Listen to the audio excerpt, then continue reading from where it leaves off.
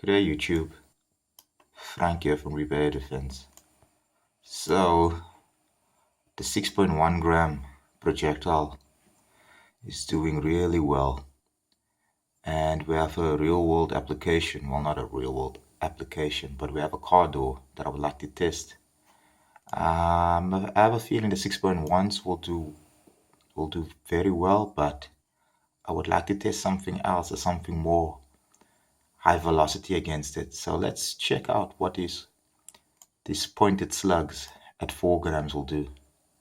I know I won't be able to see where they're going because they're going to be like flying out of that barrel at approximately 600 and something feet per second. Very interesting. Anyhow, that's why I don't do a lot of narrating nor talking on my videos. So let's just get down to the shooting. See you all at the range.